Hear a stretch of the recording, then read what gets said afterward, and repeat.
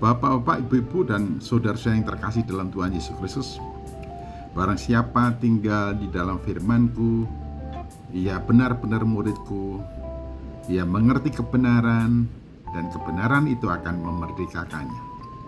Nah, sebenarnya ini jelas sabda Tuhan Yesus Kristus untuk kita, dan memang dengan ini kita memang harus hidup benar dalam situasi kondisi apapun, dalam keadaan apapun. Pilihan-pilihan yang harus kita ambil ketika kita berada dalam situasi sesulit apapun, kita harus tetap memilih hidup benar, hidup seiring sesuai dengan kehendak dan maksud Tuhan. Kita mestinya mengambil keputusan untuk tidak menyimpang ke kanan atau ke kiri. Kita harus berbuat dan hidup sesuai dengan maksud dan kehendak Tuhan untuk kita semuanya. Dan ketika kita berpendirian untuk tetap hidup benar, ditegaskan bahwa bisa saja kemalangan-kemalangan yang dialami oleh orang benar itu banyak, sampai membuat orang yang hidup benar itu menjadi patah hati oleh karena tekanan yang begitu dahsyat, persoalan yang bertubi-tubi, ancaman yang begitu banyak, ketidakselarasan dengan praktik-praktik hidup di dalam dunia yang membuat posisi orang-orang benar itu terjepit di antara kebanyakan orang. Mengapa? Karena kita hidup berbeda dari pada umumnya orang-orang hidup.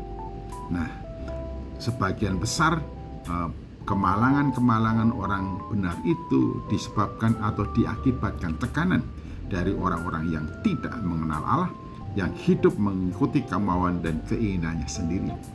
Namun firman Tuhan memberikan penegasan, kemalangan orang benar memang bisa banyak dan banyak atau sangat berat. Namun dikatakan karena begitu banyak tekanan yang membuat orang benar itu patah hati, tapi dikatakan bahwa Tuhan memperhatikan dan melawat orang-orang benar yang mendapatkan tekanan dahsyat yang membuatnya sampai patah hati. Mengapa Tuhan memperhatikan dan Tuhan menyelamatkan? Ini jelas sekali kebenaran firman Tuhan. Di dalam Mazmur pasal 34 dikatakan dengan tegas bahwa orang-orang yang benar memang tidak dijanjikan untuk tidak mengalami hal-hal yang tidak menyenangkan. Namun janji Tuhan adalah menyertai, mendampingi, memperhatikan, mendengar, dan matanya tertuju untuk memberikan pertolongan. Tuhan itu dekat kepada orang-orang yang patah hati, dan Ia menyelamatkan orang-orang yang remuk jiwanya. Kemalangan orang benar banyak, tetapi Tuhan melepaskan dia dari semuanya itu. Ia melindungi segala tulangnya, tidak satu pun yang patah. Ini jelas sekali bahwa patah hati pada saat mengalami tekanan yang begitu dahsyat sampai merasa remuk jiwanya, tapi Tuhan menolong dan melepaskan dari semua kemalangan yang dialami oleh orang-orang benar. Namun bagaimana dengan orang-orang fasik? Kemalangan orang fasik justru akan mematikan dia, dan siapa yang membenci orang benar akan mendapatkan hukuman. Jadi tenang saja, pembalasan bukan hak kita. Kalau kita melakukan apa yang benar dan kemudian banyak orang yang memusuhi, jangan lantas kemudian melawan dengan memusuhi. Ingat bahwa mereka berhadapan bukan dengan kita, tapi Tuhan yang membela kita, Tuhan yang menyelamatkan kita, Tuhan yang memperhatikan kita. Dan kemalangan orang-orang fasik membawanya kepada kebinasaan, dan orang-orang yang membenci orang benar pasti akan mendapatkan hukuman, dan hukuman itu datangnya dari Tuhan sendiri.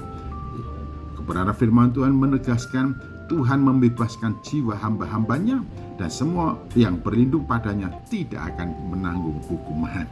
Jadi kalaupun kita mengalami tekanan yang begitu dahsyat, jangan lupa Tuhan tempat perlindungan yang aman.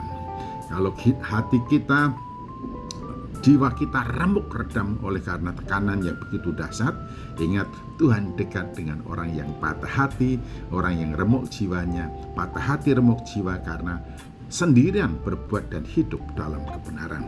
Tuhan memperhatikan, Tuhan melawat, Tuhan memberikan pertolongan, Tuhan melepaskan dari segala kemalangan itu. dan Tuhan dekat dengan orang-orang benar yang oleh karena hidup benar mendapatkan tekanan dari berbagai pihak. Jadi jangan pernah takut untuk selalu hidup benar dimanapun, kapanpun, dalam situasi apapun, sebab Tuhan dekat dengan orang yang benar. Haleluya.